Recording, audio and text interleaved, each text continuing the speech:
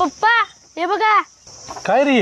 अहो धावण्या शर्यतीत माझा पहिला क्रमांक आलाय बघा. सर्टिफिकेट आणि मेडल, बक्षीस म्हणून 50 रुपये बी दिले ती. नुसतं खेळ खेळ करत जाऊ नका. खेळानं काय पोट भरत नाही. जरा अभ्यास बी करत जावा. जा आता हातपाय तोंड तुझं जा. पप्पा हा? नको 50 रुपये तुमच्याकडेच ठेवा.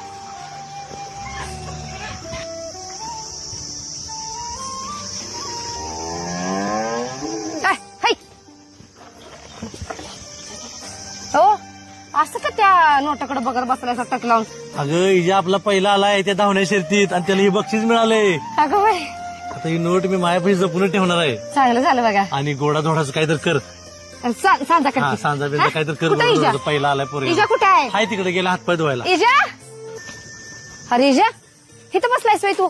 अरे सगळीकडे शोधायला लागले मी. अरे तू शाळेत पहिला आलायस म्हणते पहिल्या शर्यतीत सर्टिफिकेट ते मिळाले म्हणा आणि इथं का तोंड फाडून बसलायस मग? अगं काय ते खेळात पहिला नंबर काढून उपयोग नाही माझा. का आता काय झालं? अगं ते मेडल आणि सर्टिफिकेट सगळ्यात पहिलं पप्पाशी दाखवायला गेलो.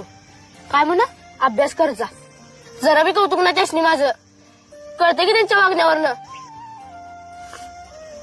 तू बापावर राग धरून इथे येऊन बसलायस आणि तो बाप तिथं तुझा पहिला नंबर आलाय म्हणून गोडाधोडाचं कर म्हणून सांगायला लागलाय. आणि ती नोट तू दिलायस का नाही तर ती जपून ठेवायला लागलाय. अरे बापाचा आतडा असंच असते. त्याला दिखावा करायला आवडत नसते आणि तो कधीच गोड बोलत नसतोय. उद्या जेव्हा तू मोठा होशील का नाही तेव्हा तुला कळल. जगातली सगळी गोड बोलून तुझा फायदा उचलतील पण बाप प्रत्येक वळणावर तुला कठोर बोलूनच वटणीवर आणत असतोय. तो कधीच तुझ्या संग गोड नीट बोलणार नाही. आणि हे बघ त्याचा आनंद असू दे नाहीतर दुःख असू दे तो कवाच तुझ्या पुढे व्यक्त होणार नाही. तो काय आहे की नाही ते फक्त मलाच माहितीये.